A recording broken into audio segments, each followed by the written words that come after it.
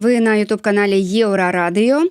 Час ідзе няўмольна, і ўжо праз 3 тыдні беларусы змогуць выбраць сабе дэлегатаў у каардынацыйную раду 4-го склікання. А дзеля таго, каб вы разумелі, хто ўсе гэтыя людзі, якія імкнуцца ў каардынацыйную раду, Еўрарадыё ладзіць дэбаты паміж прадстаўнікамі палітычных спісаў. Удзельнікі нашай праграмы спрачаюцца на актуальныя для беларусаў тэмы. Дэбаты праходзяць па строгіх правілах. У кожнага і у кожнай ёсць аднолькавы час дзеля таго, каб выказацца, каб раскрытыкаваць суперніка і адказаць на пытанні. Хто выглядае больш пераканаўчым, вырашайце вы, шаноўныя гледачы, галасуючы ў часе трансляцыі. Галасаванне пачнецца праз некалькі хвілін. Як будуць выглядаць дэбаты? Дэбаты складаюцца з 3 раундаў і заключнага слова удзельнікаў. У першым раундзе кандыдаты у дэлегаты ў каардынацыйную раду прадстаўляюць коратка свае праграмы, у другім раундзе спрачаюцца, а ў трэцім раундзе адказваюць на пытанні гледачоў, чытачоў і слухачоў Еўрарадыё. Мяне завуць Маша Калеснікава, я каардыную гэтыя дэбаты, то бок мадырую іх, і буду сачыць за тым, каб яны адбываліся па строгіх прынцыпах узаемапавагі, роўнасці і справядлівасці.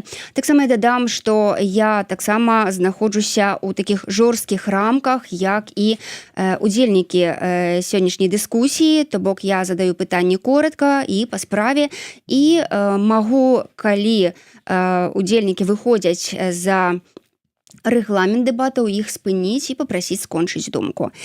Ну а цяпер самы час дзеля таго, каб прадставіць сённяшніх дыскутантаў. Такім чынам, Аліса Рыжыченка, прадстаўніца спісу «Еўрапейскі выбар». Вітаю, Аліса. Радая, што вы да нас патрапілі, прыляцелі.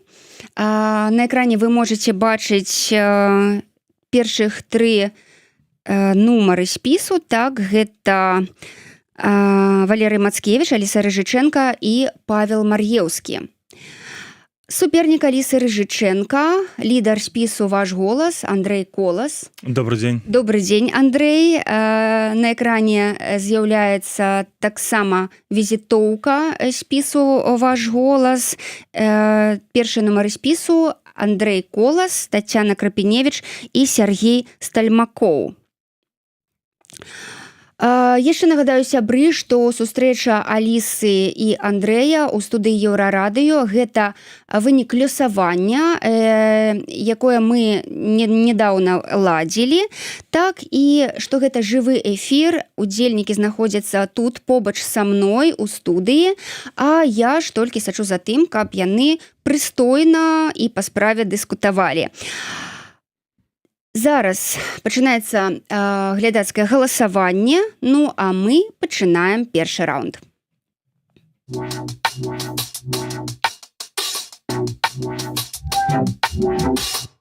Такім чынам, першы раунд. У кожнага ўдзельніка і ў кожнай удзельніцы сённяшніх дэбатаў ёсць 3 хвіліны на тое, каб сцісла прэзентаваць сваю праграму свайго палітычнага спісу, то бок расказаць выбарцам, чаму яны мусяць галасаваць менавіта за тую ці іншую фракцыю.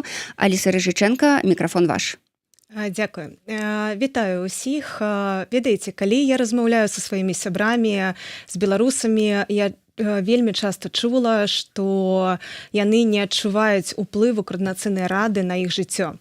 Так вось, калі вы абярэце еўрапейскі выбар, гэта стаўленне беларусаў да каардынацыйнай рады зменіцца, таму што еўрапейскі выбар гэта каманда прафесіяналаў, гэта каманда экспертаў, якая ўжо сёння працуе для вас, для беларусаў. У нашай камандзе ёсць юрысты і таксама прадстаўнікі народных амбасад, які ўжо сёння працуюць і дапамагаюць беларусам з легалізацыяй, з пытаннямі дакументаў, пашпартоў замежнікаў і віз, і атрымання віз. У нашай камандзе таксама ёсць людзі, якія на прафесійным узроўні працуюць у сацыяльным накірунку. Яны дапамагаюць палізняволеным, дапамагаюць добраахвотнікам, дапамагаюць жанчынам, якія пацярпелі ад хатняга гвалту. Яны таксама працуюць з сем'ямі, якія выхоўваюць дзетак з асаблівасцямі. У нашай камандзе таксама ёсць людзі, якія ўжо сёння ствараюць магчымасці адукацыйнай роўныя магчымасці для беларусаў. Напрыклад, как я заснавала бясплатную школу для беларусак Ария AI School, у якой ужо сёння вучыцца больш за 140 вучаніц, і частка з которых знаходзіцца ўнутры краіны. Яны вучацца, атрымліваюць сертыфікаты і працаўладкоўваюцца ў краіне, унутры краіны. У нашым спісе таксама людзі, палітыкі, якія штодзённа прасоўваюць пытанні, адвакатуюць інтарэсы беларусаў праз міжнародныя інстытуты. Мы таксама працуем над візіяй, бачаннем будучай Беларусі. Мы распрацоўваем эканамічныя рэформы, рэформы сацыяльнай палітыкі і рэформы аховы здароўя. У нашым спісе ёсць людзі, якія практычныя накірункі, у практычных накірунках працуюць з Украіны, усталёўваюць палітычныя, экспертныя кантактныя суадносіны з Украінай.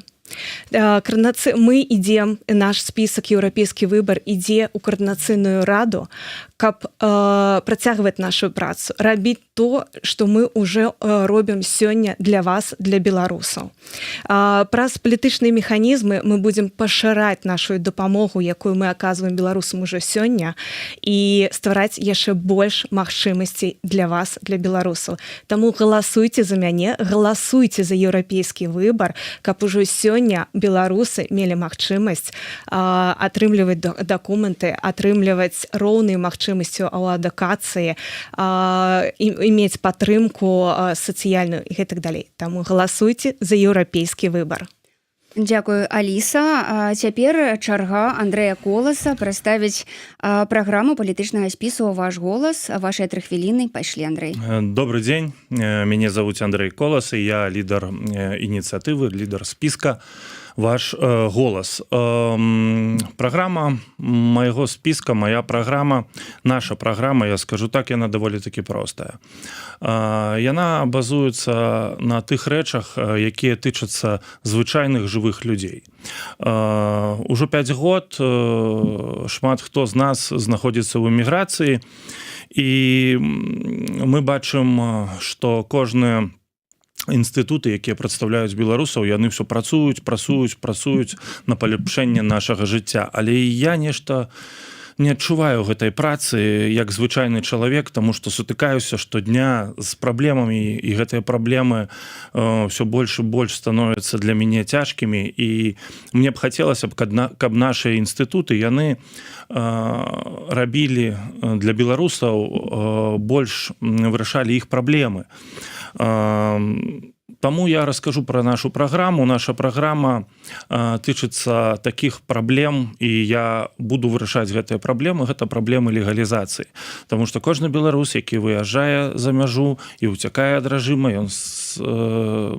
ён вырашае столькі праблем розных, пачынаючы ад атрымання ВНЖ і сканчваючы заменай праў, легалізацыяй, пенсіямі, працаўладкаваннем і гэтак далей. І тыя вялікія сродкі, якія выдзяляюцца Еўросаюзам, яны, я лічу, што выкарыстоўваюцца не нейкім чынам не так, як яны павінны выкарыстоўвацца, але ж пра сродкі далей.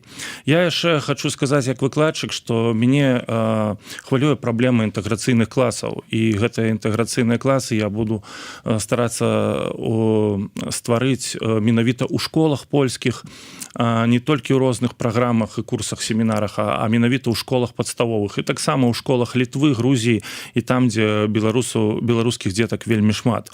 Ну і апошняе з маёй праграмы, гэта моя праграма утрымлівае такі пункт, гэта пра звычайную дапамогу юрыдычную, пра дапамогу перакладчыкаў, пра дапамогу псіхалагічную.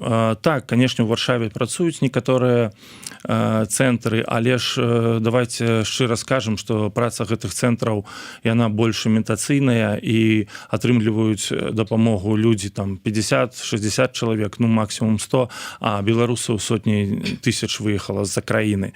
Часам патрэбна проста ўзяць чалавека за руку і пайсці ў нейкія інстанцыі літоўскія, грузінскія, польскія. Ну і апошні пункт маёй праграмы – гэта гранты. Я супраць грантаў, і я іду ў Коардынацыйную раду, каб працаваць за свае грошы. Дзякуй вялікі. Сябры, нагадаю, што гэта дэбаты прадстаўнікоў розных палітычных спісаў, якія балатуюцца сёлета ў каардынацыйную раду 4-го склікання.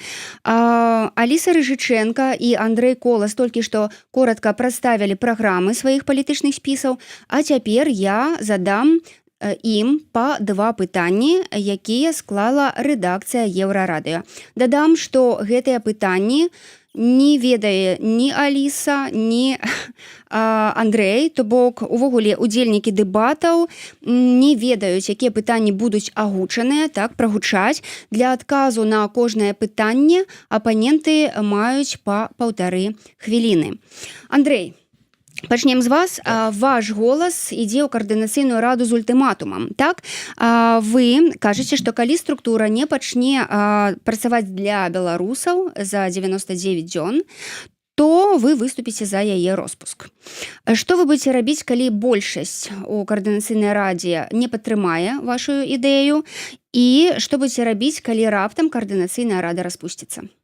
Ну, па-першае, што я буду рабіць, калі большасць не падтрымае? Давайте дачакаемся мы ўсё ж такі вынікаў выбараў, таму што я магу стаць большасцю, ну, умоўна кажучы, так, альбо я зайду ў каардынацыйную раду і сфармірую большасць. І чаму адразу пытанне, што я меншасць? Мне вось, ну, пытанне да таго, хто задаваў гэтае пытанне, да рэдакцыі Еўрараду, навошта вы так адразу кажаце. А па-другое, вы яшчэ пыталіся, што я буду рабіць, калі раптам каардынацыйная рада самараспусціцца. Я лічу, што каардынацыйная рада гэта важны орган прадстаўнічы.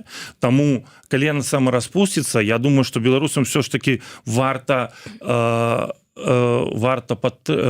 мець такі орган. Я думаю, што ведаеце, што ў гісторыі шмат у якіх краін выбарныя органы распускаліся пазачасова. Так?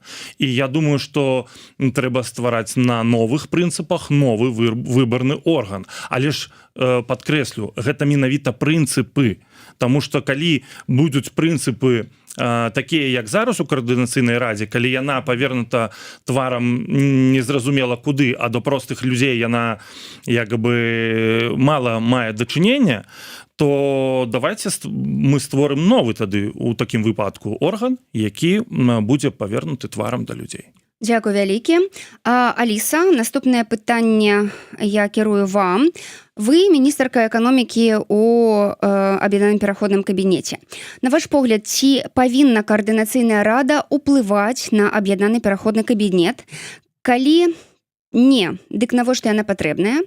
А калі так, ці гатовы кабінет да падобнага ўплыву і кантролю? Слухайте, ну, па-першае, я прыходзіла ў кабінет і прыходзіла я праз слуханне ў каардынацыйнай радзе. І каардынацыйная рада давала рэкамендацыю, каб мяне пазначылі на гэтую пасаду. То бок каардынацыйная рада паўплывае на кабінет. Я таксама працую з сённяшнімі дзеячамі дэлегатамі каардынацыйнай рады ў рабочай групе па распрацоўкі эканамічных рэформ.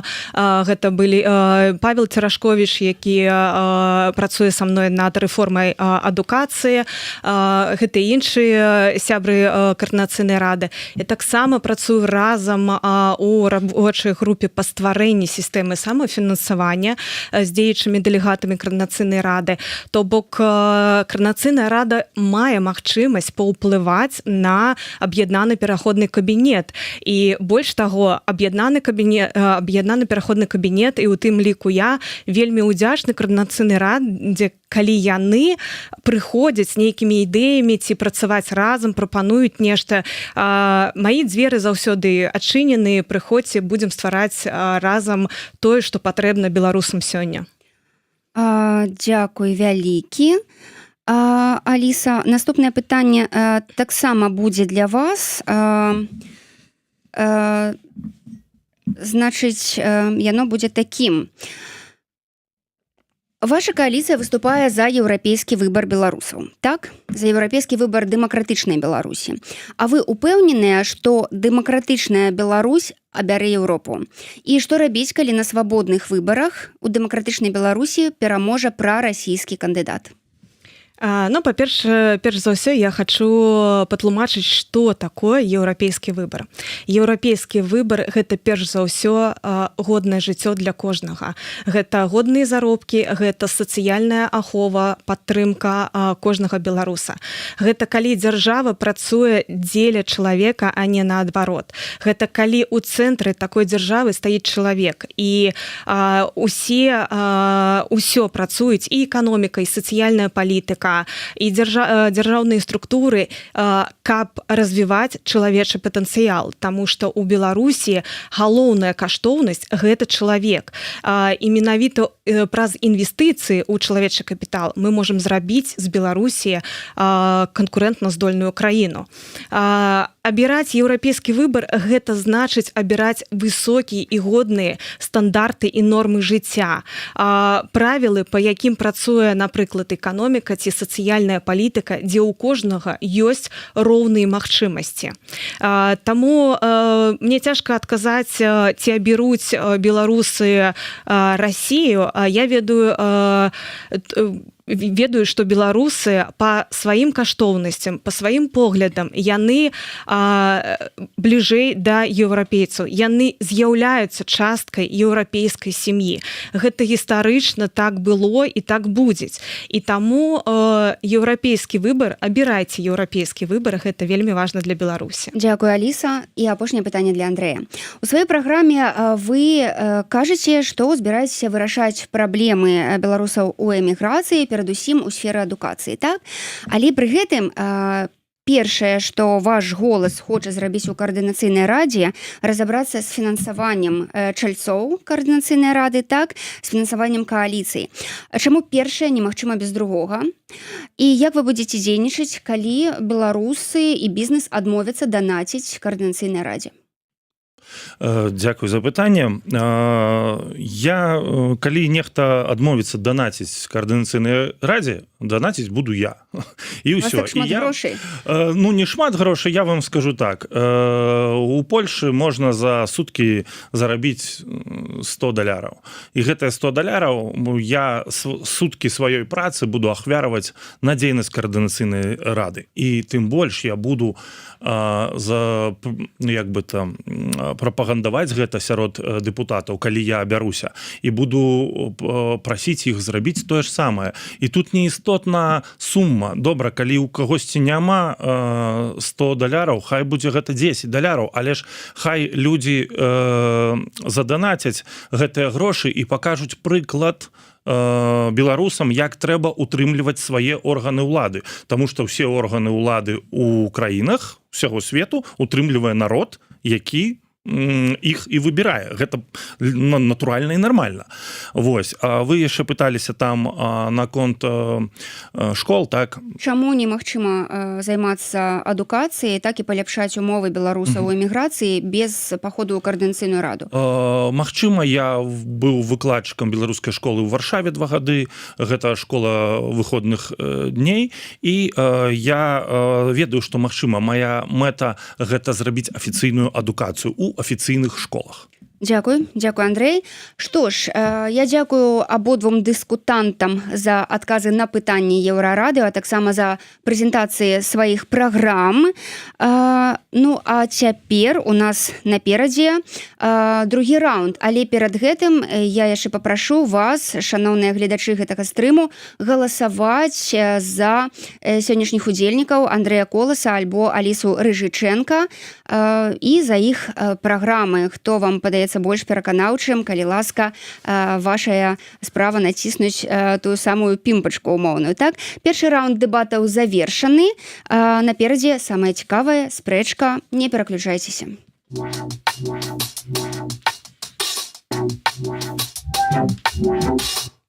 Ну што ж, распачынаем другі раунд, дзе кожная удзельніца альбо удзельнік нашых сённяшніх дэбатаў мае раскрытыкаваць альбо выказаць рэспект свайму апаненту. У гэтым раундзе дыскутанты задаюць адно аднаму пытанні, па 4 пытанні. На агучку кожнага пытання мы даем 30 секунд і на адказ 1 хвіліну. Заклікаю, натуральна, удзельнікаў да сумленнай і прыстойнай дыскусіі і да ўсё ж задавання канкрэтных і нядоўгіх пытанняў. Так, я абяцаю жорстка сачыць за часам. Калі пытанне будзе не па справе, на яго можна не адказваць. Першы задае пытанне апаненту Аліса Рыжыченка. Аліса, калі ласка, вашыя 30 секунд пайшлі. Андрей, адкажыце, калі ласка, вы пішаце ў сваёй праграме, што за першых 30 дзён вы збіраецесь зрабіць маніторынг, то бок быць такім рэвізорам усіх існуючых ініцыятыў, якія дапамагаюць беларусам у дыаспары. Ці ведаеце вы, колькі сёння працуе такіх ініцыятыў, колькі грошай і рэсурсаў яны трацяць на дапамогу беларусам, і за якія грошы вы плануеце рабіць уласны сабес? Я ведаю так по чарзе ўсе пытанні. Добра, я буду рабіць маніторынг. Гэта я лічу, што нармальная справа, калі ўжо арганізацыі прадстаўляюць беларусаў, то беларусы могуць зрабіць нейкі маніторынг. Наступнае, што тычыцца грошай. Грошы, за якія працуюць гэтыя арганізацыі, усе, якія прадстаўляюць беларусаў і ўвогуле дапамагаюць беларусам, яны ў асноўным, падкрэслю, у асноўным, яны грошы Еўрапейскага звязу альбо Злучаных Штатаў Амерыкі. І толькі маленькая частка, ёсць частка, але ж яна толькі так часткова фінансуецца беларусамі. Ну і наконт рабіць сабес, я скажу, што сабес умоўны я змагу зрабіць, таму што на Беларусі я працаваў з беларускімі бізнесменамі, я аднаўляў маёнтак, у мяне даволі такі шмат беларускіх бізнесменаў, знаёмых, якія укладалі грошы ў беларускую справу тады, і я думаю, што і зараз у нас атрымаецца зрабіць гэта. Дзякую, Андрэй, за адказ. Ну, а цяпер вашая чарга задаваць пытанне Алісе Рыжыченка. Аліса Вікторовна, значыцца, на мінулых выбарах першая тройка з вашага спісу была такая: спадар Халезін, спадар Дабравольскі, Аліна Коўшык, так? І ўсе гэтыя людзі, а таксама яшчэ і Стася Глінік з вашага спісу, яны хутка сышлі з каардынацыйнай рады, і гэта факт. Не падаецца ли вам, спадарня Аліса, што гэта было 2 гады таму назад, што гэта было як бы падман выбаршчыкаў казаць: мы ідзем ў каардынацыйную раду, а тут раз і сысці праз тыдзень з яе? Я адкажу на ваше пытанне. Перш за ўсё, у кожнага чальца і дэлегата каардынацыйнай рады ёсць права сысці ў любы момант з выбараў, ці прымаць удзел, ці не прымаць удзел далей у фракцыі. Яны выкарысталі з гэтым правам. Па якой прычыне, я не ведаю, таму што я не працавала з гэтымі людзьмі, і я не была у апошнім скліканні, у 3-м скліканні. На сённяшні дзень магу казаць адно, што еўрапейскі выбар гэта прынцыпова новы спіс, які сабраны па іншым прынцыпам, перш за ўсё па прынцыпам кваліфікацыі, якая адпавядае нашай праграме. Таксама лідар фракцыі Валер Мацкевіч, ён фактычна благаславіў тых удзельнікаў фракцыі, які з'яўляюцца партыйнымі, каб яны прымалі ўдзел у якасці ў спісе партыйным, таму што ён падтрымлівае удзел партыйных спісаў у каардынацыйнай радзе. Дзякую вялікі за адказ. У нас другое пытанне на чарзе. Аліса, задавайце яго Андрэю. Андрэй, вашая хвіліна пайшла. Андрей, адкажыце, калі ласка, вы пішаце пра тое, што неабходны класы, дзе будуць вывучаць беларускую мову. Але і вы таксама пазначаеце, што гэта беспакоіць кожнага бацьку ў эміграцыі. Але потым вы пішаце першым крокам, што вы будзеце рабіць у гэтым накірунку, гэта праводзіць даследаванне, каб вывучыць попыт на гэтыя класы. Адкажыце, калі ласка, чаму вы не зрабілі гэтае даследаванне ўжо, і чаму вы не стварылі такую школу ўжо, як, напрыклад, я стварыла сваю бясплатную школу для беларусак? Дзякую за пытанне. Значыцца, даследаванне я як выкладчык праводжу рэгулярна, таму што гэта рынок, гэта попыт нават на паслугі навучання. Вось, я ўжо паўтаруся, так, я быў выкладчыкам у беларускай школе ў Варшаве, я бачу гэты попыт, гэта, прынамсі, у Варшаве было больш за 500 чалавек, больш за 500 дзяцей, якія хацелі вучыцца, вось, і навучаліся вучыліся, частка з іх навучалася ў беларускай школе ў Варшаве, таму я хочу сказаць, што тое, што вы стварылі, вельмі патрэбная ініцыятыва, так? Але у мяне трошкі іншае. Я разумею як выкладчык, што ўсе ініцыятывы, якія не тычацца афіцыяльных навучальных устаноў, яны вельмі добрыя, але яны не даюць таго плёну дзецям, не даюць тых вынікаў. Канешне, шмат хто вучыцца на розных ініцыятывах, але я хочу, каб гэта было ў афіцыйных школах, афіцыйных дзяржаў, афіцыйных устаноў. Дзякуй вялікі, Андрэй. Вашая чарга задаваць пытанне Алісе. Гэта другое пытанне. Аліса, ну вы як умоўная міністрка эканомікі, так, павінны як бы ведаць лічбы. У мяне вось пытанне. Згодна з дэкларацыямі еўрапейскіх донараў, так, за 5 год было выдаткавана больш за 300 мільёнаў. Ну, бог з імі, з гэтымі 300 мільёнамі долараў на беларускую справу. У мяне пытанне ў іншым. А колькі было выдаткавана у офіс і у пераходны кабінет, тому што вы як міністр эканомікі павінны ведаць гэтыя сумы, а мы як беларусы хочам проста ведаць. Так, пытанне закончана. Ага, Аліса, біцеся. Дзякуй за ваш адказ. Ну, перш за ўсё, я хочу падкрэсліць, што я не маю дачынення да офіса Святланы Ціхановскай, я працую аб'яднаным пераходным кабінеце. Што вы, калі вы агучваеце лічбы 350 мільёнаў і гэтак далей, тут больш, наверное, вам трэба задаваць пытанне вашаму сябру Андрэю Ягорову, які кіраваў і кіруе ініцыятывы как Біхайф, якая распрэдыляла грошы на грамадзянскія суполкі, культуру і гэтак далей. Што датычыцца бюджэту аб'яднанага пераходнага кабінета. Вельмі шкада, што вы не добра зразумееце, як працуе грантавая дзейнасць, таму што мы не атрымліваем заробкі, мы атрымліваем грошы на рэалізацыю нейкіх праектаў. І гэтыя грошы атрымліваюць не толькі АПК, напрыклад, і Павел Латушка ў рамках НАУ і гэтак далей.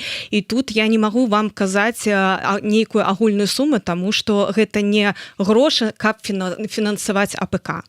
Дзякуй вялікі, Аліса. Сябры, нагадаю, што другі раунд дэбатаў, у якіх сустракаюцца прадстаўнікі палітычных спісаў, што плануюць увайсці ў каардынацыйную раду 4-го склікання, задаюць пытанні адному Андрэй Колас і Аліса Рыжычэнка, прадстаўнікі кааліцыі «Еўрапейскі выбар» і «Ваш голас».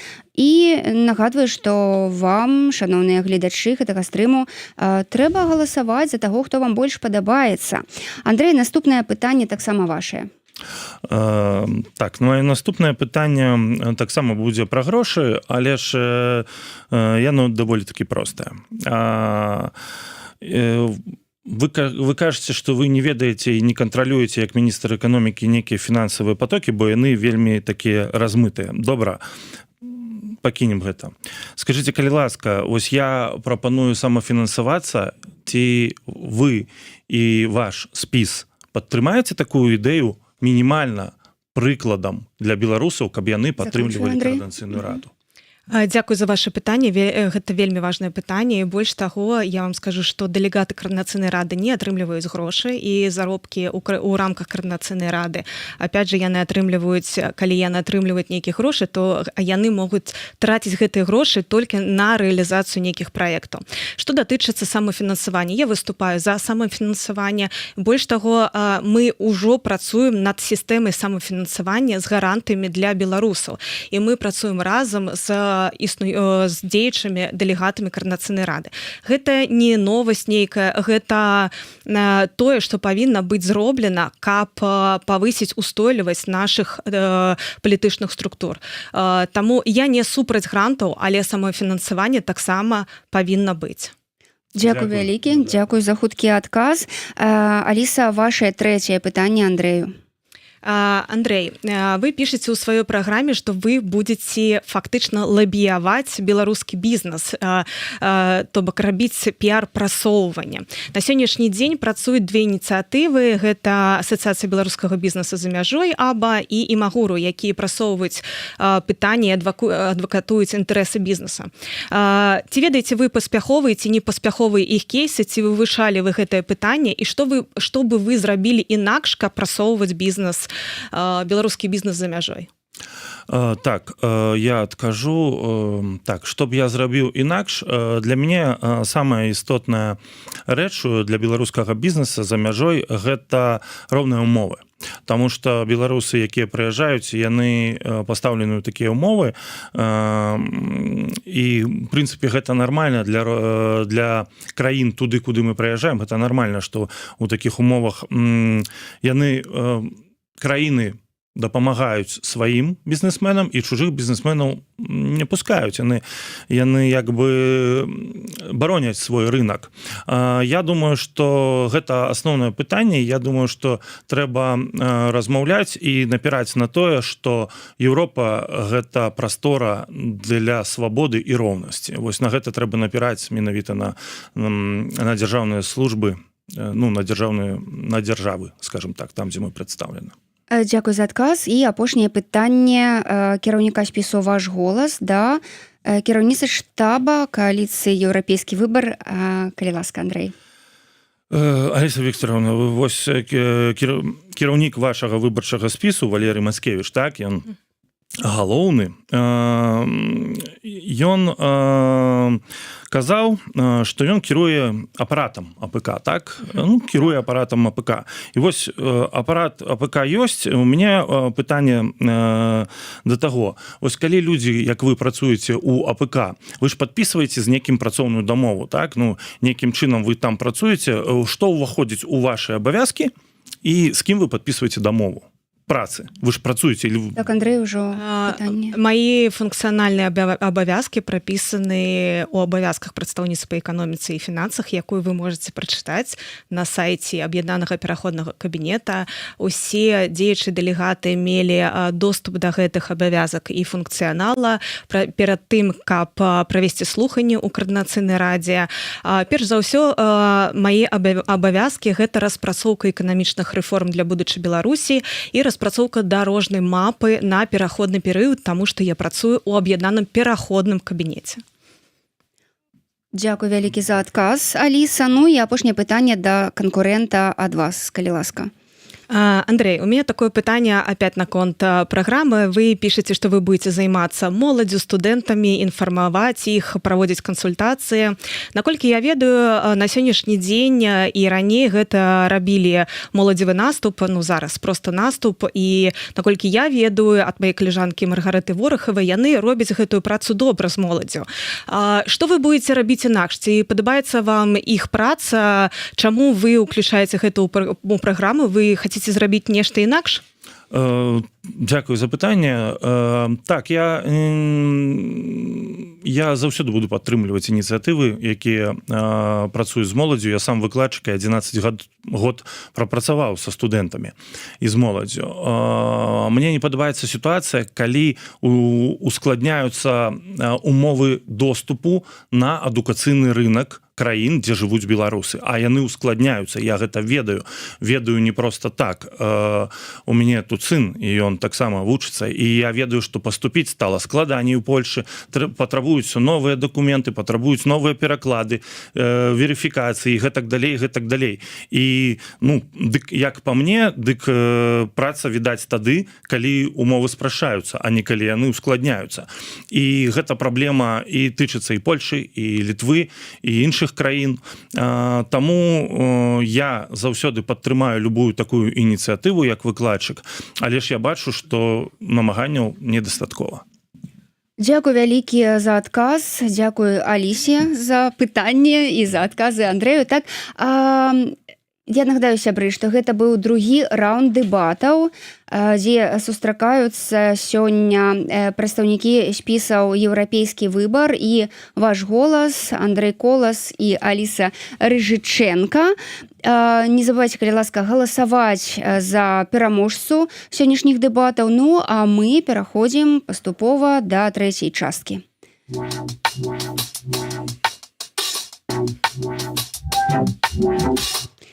На чарзе апошняя частка дэбатаў і тут нашых удзельнікаў чакаюць пытанні ад гледачоў, чытачоў і слухачоў Еўрарадыё, якія яны задаюць прямо цяпер і ў часе трансляцыі, і якія задавалі напярэдадні сённяшняга дня. Так, мы ўсе гэтыя пытанні прааналізавалі, і цяпер я буду паціху іх задаваць. Кожны мае на адказ па 1,5 хвіліны. Пытанняў будзе пароўну для кожнага кандыдата і кожнай кандыдаткі. Такім чынам зараз і пачнем. Давайте, Андрэй, я пачну адразу з вас. Давайте. Так, вы сказалі, я супраць грантаў.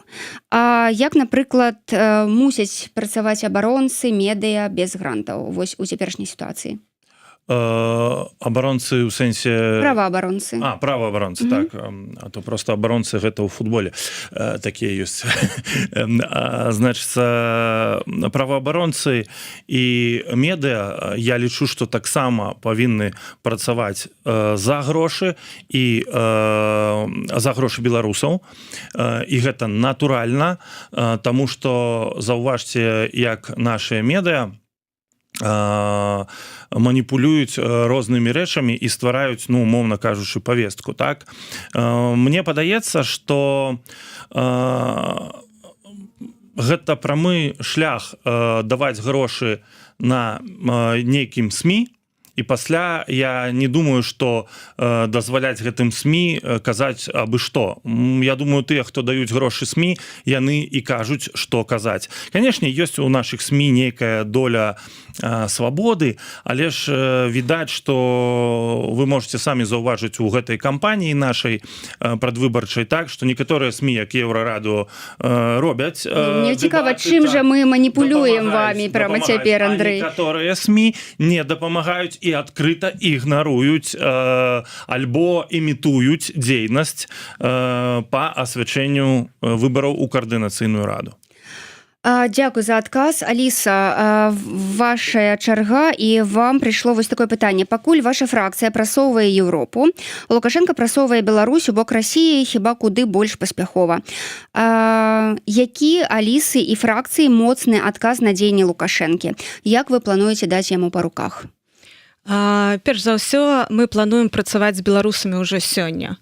Так, галоўная мэта гэта каб не было рэжыма Лукашэнкі, гэтак далей, але у нас тут няма канкурэнцыі паміж іншымі фракцыямі. Гэта галоўная мэта ўсіх нас. Мы б не былі дэмакратычнымі сіламі, таму што мы супраць рэжыма Лукашэнкі.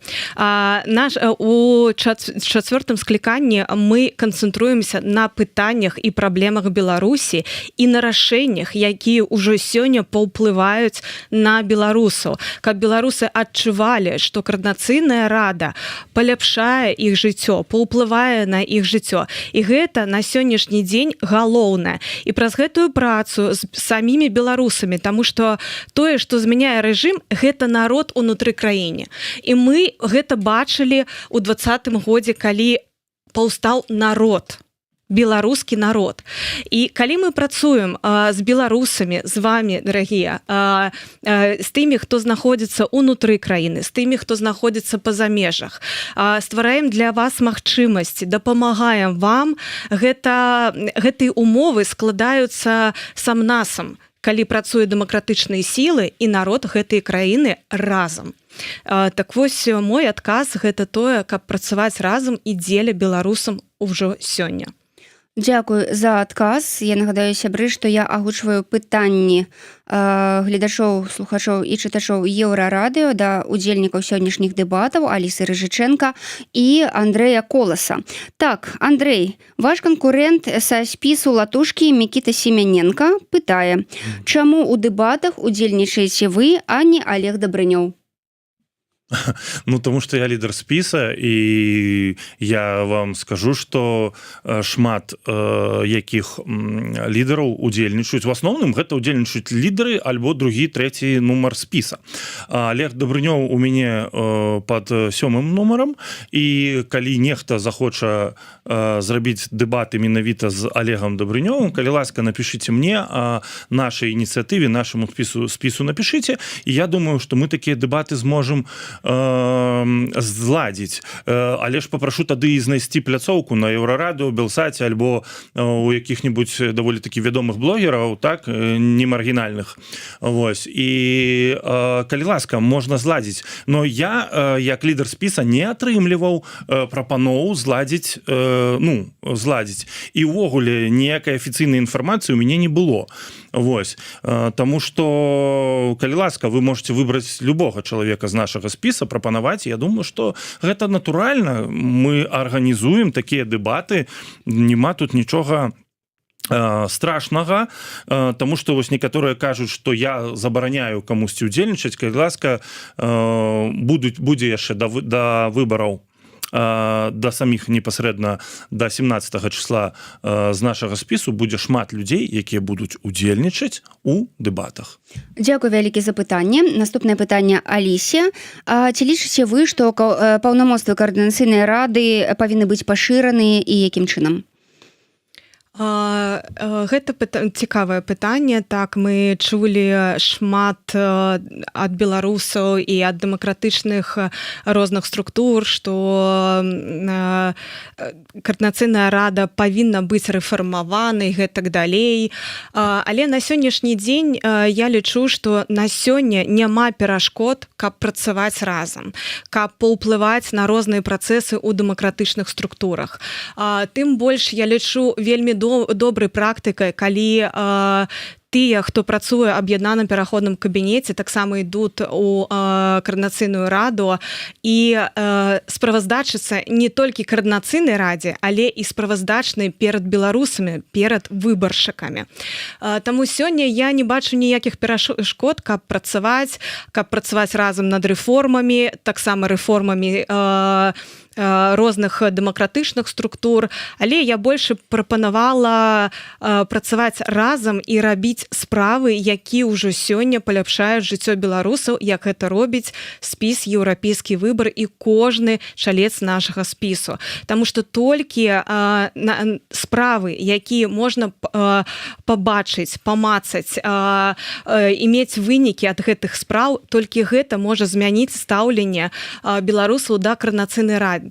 Калі мы нешта зменім, гэта не факт, што каардынацыйная рада будзе прадаўжаць паўплываць на што-то. Дзякуй, Аліса. Андрэй, вам тое самае хочу пытанне задаць. Як вы лічыце, ці варта пашыраць паўнамоцтвы каардынацыйнай рады, якім чынам?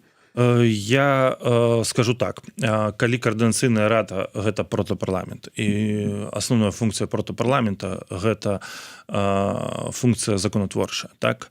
І акрамя законатворчасці яшчэ і мець уплыў на выканаўчую ўладу у плане прызначэння нейкіх согласавання альбо прызначэння нейкіх пасад, так? Людзей на пасады гэтыя.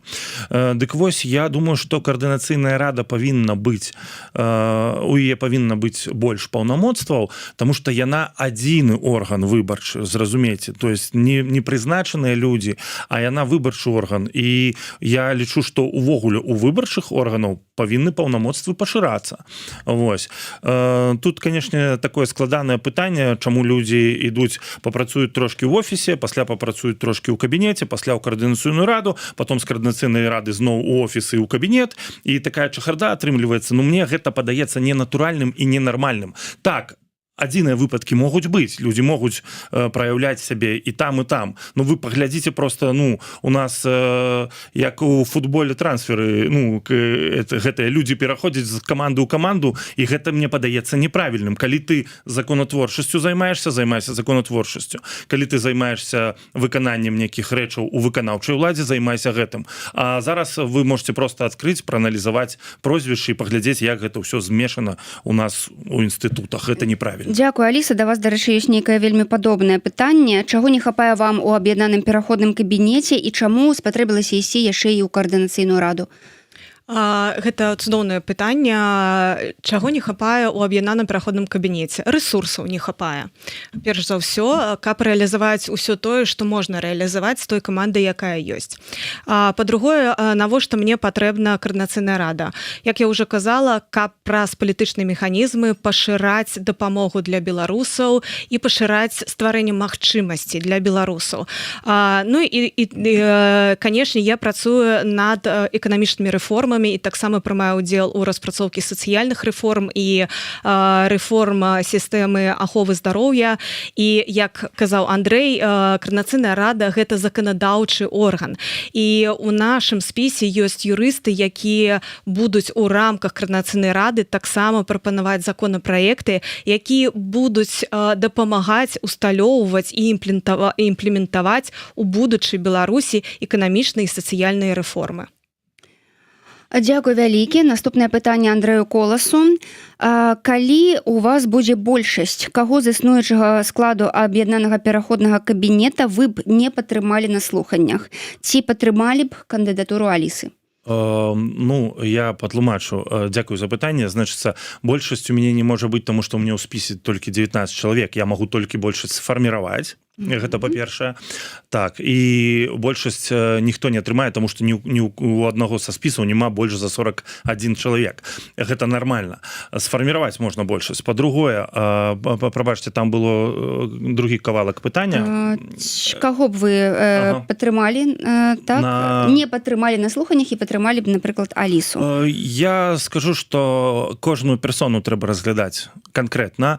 Я не накіраваны, мая дзейнасць не будзе накіравана, каб все зруйнаваць і зрабіць так, каб Каардынацыйная рада перастала выконваць свае функцыі. І калі б у мяне была большасць, альбо калі я б быў прадстаўлены ў гэтай большасці, канешне, натуральна, я бы разглядаў кожную персону і таксама Алісу, канешне, падтрымаў бы. Я думаю, што кампетэнтнасць такой прыгожай дзяўчыны зашкалівае. Я бачу у Алісы, бачу розныя каментары, сачыў за ёй, і як бы мне падабаецца і мысленне, вось, падабаецца тое, што яна робіць, толькі вось я бы заўважыў, што, канешне, гэта добрая распрацоўка ўсяго, што адбудзецца на Беларусі, гэта рэформы, планы. Мне б хацелася, каб яшчэ больш увагі надавалася менавіта беларусам у эміграцыі і дыяспары. Вось.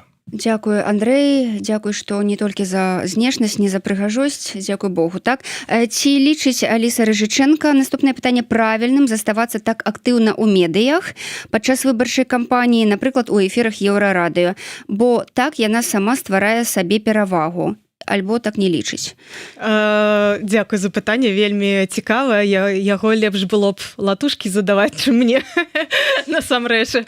Але я не лічу гэта дрэнным ніякім, калі ў мяне ёсць магчымасць, калі мая экспертыза патрэбна розным медыа незалежным беларускім, тым больш я раблю гэта бясплатна і раблю гэта не першы год, а 5-й год ужо. Таму я не бачу прычыны, чаму я павінна адмаўляцца і адмаўляць незалежным медыа, у якіх няма сродкаў плаціць грошы незалежным экспертам. І у нас тым больш не так шмат экспертаў, тым больш у эканомікі жанчын. І мы з гэтым заўсёды не то чтобы боремся, але гэта добра, калі і медыа падтрымліваюць жанчын у такіх сферах, як эканоміка, і мы самі стремимся, каб мы былі прадстаўлены больш у медыа. Гэта вельмі важна для кожнай жанчыны ў Беларусі, па-за яе межамі, каб жанчыны не баяліся паказваць і дэманстраваць сваю экспертнасць і ісці ў медыа, і неважна, які час, гэта прадвыбарная кампанія ці нешта яшчэ. Дзякуй вялікі, Аліса. Наступнае пытанне будзе для абодвух сённяшніх супернікаў. Дзе вы былі і што рабілі ў 2020-м? Андрэй, вам слова. У 2020 я быў у Беларусі, я быў актывістам рэгіянальным, я жыў у Ваўкавыскім раёне, працаваў у Ваўкавыску, і ўвогуле, што рабіў я ў 20-м, я удзельнічаў, канешне, актыўна ў пратэстах, але ж да выбараў я меў такое складанае дачыненне, таму што я лічу, што майго кандыдата там не было, вось, але ж любыя пратэсты і справядлівасць павінна была быць, таму я, канешне, удзельнічаў у пратэстах, але хочу сказаць так, што я не спыніў сваю дзейнасць нават калі спыніліся пратэсты. Я працягваў дзейнасць, я у рамках адукацыйных праграм, я быў выкладчыкам мова на нова, пасля прыкрылі мову на нову, я збіраў все-таки людзей, дваровыя, умоўна кажучы, збюркі былі, я як выкладчык расказваў пра закон, я все гэта рабіў, і менавіта за гэта я і пацярпеў, і менавіта за гэтага за мной і прыйшлі, таму што я спрабаваў данесці людзям сэнс, увогуле сэнс пратэстаў, сэнс таго, за што мы ідзем, як мы ідзем, і увогуле распавядаў, чаму не атрымалася, ну, уже на 2021 год было зразумела, што не атрымалася. Вось, ну, наша ўлада абвясціла мяне вось такім чалавекам самым злосным, таму што для яе, для нашай улады не простыя людзі апасныя, а людзі тыя, якія збіраюць усіх і нясуць праўду. Вось. Дзякуй вялікі, Аліса. Так, вельмі цікавае пытанне. На жаль, у 2020 годзе я не магла прыняць удзел у пратэстах, таму што мая вымушаная эміграцыя па палітычных матывах адбылася ў 2018 годзе. А першая палітычная эміграцыя адбылася наогуле ў 2010 годзе. Пасля я вярнулася пасля гэтага пацяплення, калі здымалі санкцыі і так далей, але потым я была вымушана зноў з'ехаць. І у 2020 годзе я была ў Аўстрыі, я чакала рашэння іміграцыйных служб, я увогуле чакала 4 гады без ніякага права на працу, на дапамогу, на нешта яшчэ. І пасля таго, як адбыліся пратэсты, ужо у снежні 2020 года я далучылася да фонду «Краіна для жыцця».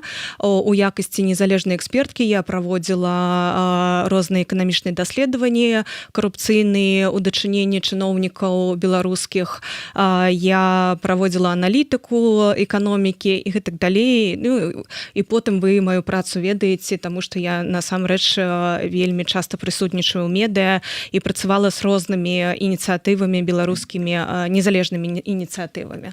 Вось такі адказ. Дзякуй вялікі, Аліса.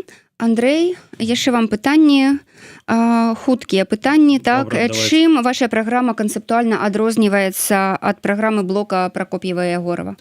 Ну, блок Пракоп'ева-Егорова нічога не казаў пра інтэграцыйныя класы. Ну, і Пракоп'еву, як бы, адукацыя нашых маленькіх дзетак, беларусікаў, была, як бы, дзе Пракоп'ев, дзе адукацыя, ну, першакласнікаў, так? Давайте так.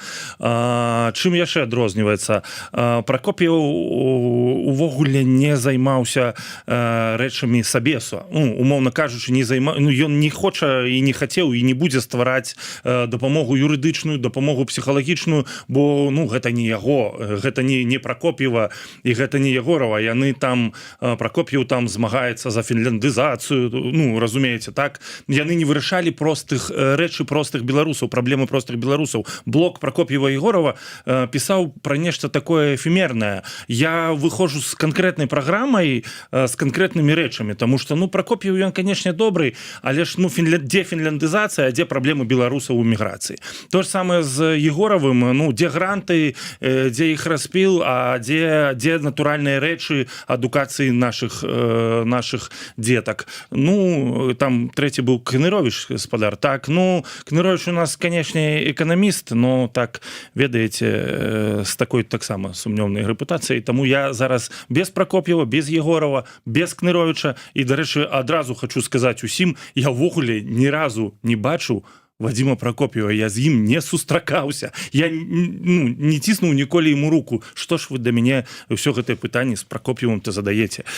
Дзякую, Андрэй. Ну і апошняе пытанне для Алісы. Аліса, як магчыма лабіраваць далейшую фінансавую падтрымку для грамадзянскай супольнасці, праваабаронцаў, культуры, медыа і гэтак далей? З якімі краінамі цяпер вядзецца праца і наколькі гэта прыярытэт для вас і для вашага спісу?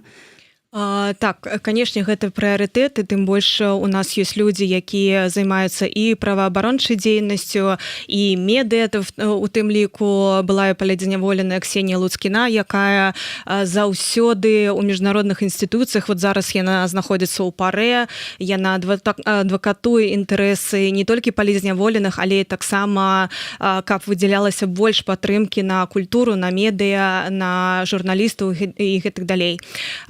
Для нас прыярытэтам з'яўляюцца усе беларусы. Сёння, не заўтра, не ў наступным годзе, а сёння і ўсе беларусы, і неважна, кім вы з'яўляецесь, былым палідзняволеным, ці журналістам, ці культурным дзеячам і гэтак далей. З якімі краінамі вядзецца праца?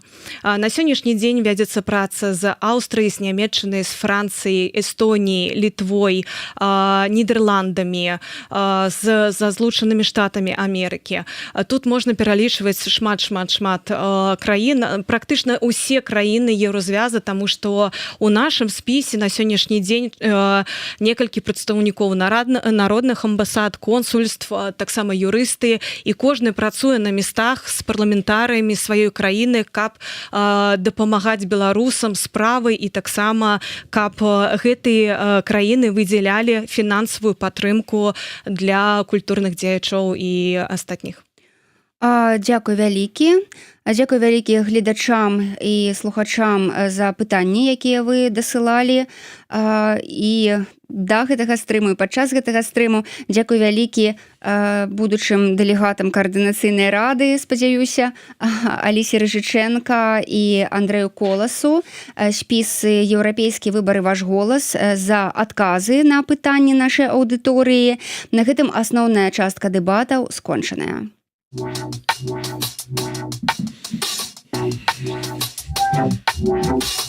Што ж, у часе трансляцыі праз 3 хвіліны завершыцца галасаванне за пераможцу сённяшніх дэбатаў, пасля чаго будзе аб'яўлены пераможца, так?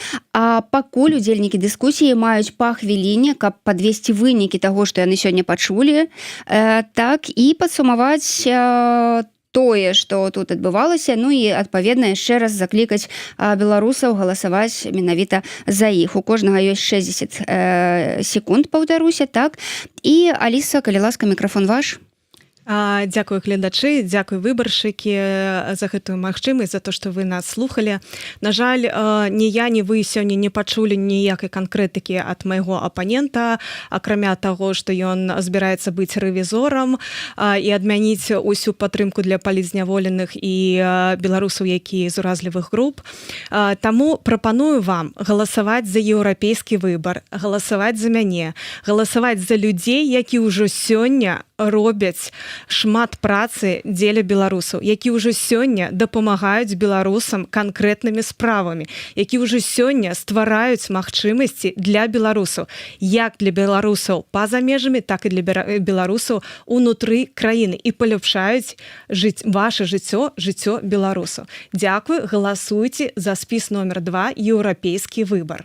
Дзякуй, Аліса. Андрэй, ваше слово. Дзякуй за магчымасць. Значыцца, што тычыцца увогуле дзейнасці нашых палітычных структур, я хочу сказаць одно слово, і гэтае слово імітацыя. Яны імітуюць дзейнасць. І імітацыя вельмі проста даказваецца, таму што немагчыма убачыць ніякія канкрэтныя дакументы ні офіса, ні каардынацыйнай рады, ні будь-то якіх нашых структур нават немагчыма заданаціць. Немагчыма зайсці на сайт каардынацыйнай рады, там няма пімпачкі донат. Не падпісваецца ні аднаго дакумента нармальнага, не вядзецца нармальнае справаводства. і гэта відавочна. Вы ведалі, што дагэтуль ужо 4-е скліканне ў Координацыйнай радзе няма пасведчанняў, нет удостоверения, в конце концов, депутата. Что ж это такое? Таму я ўсё гэта выпраўлю. Калі ласка, галасуйте за спіс нумар 1. Ваш голас. Убачылі спіс, прагаласавалі, далей можна не чытаць. Дзякуй вялікі Андрэю. Гэта было заключнае слова удзельнікаў сённяшніх дэбатаў, кіраўніцай штаба спісу «Еўрапейскі выбар» Алісы Рыжыченка і лідара фракцыі «Ваш голас» Андрэя Коласа. Галасаванне гледачоў спыняецца. Сябры, я нагадваю, што дэбаты на Еўрарадыё, у тым ліку сённяшнія дэбаты, прымеркаваныя да выбараў у Координацыйную раду 4-го склікання. Самі выбары пройдуць з 11 па 17 траўня, а галасаваць за кандыдатаў змогуць усе беларусы. Якім чынам гэта будзе адбывацца, якім чынам можна далучыцца пры ахвоце так да галасавання, мы раскажам перад непасрэдна пачаткам выбараў, то бок 12 траўня, я праанансую, у нашай студыі будуць кіраўніца прота-ЦВК беларускага, так, у выгнанні Алена Прыходзька і Павел Лібер, кіраўнік каманды распрацоўшчыкаў праграмы для галасавання.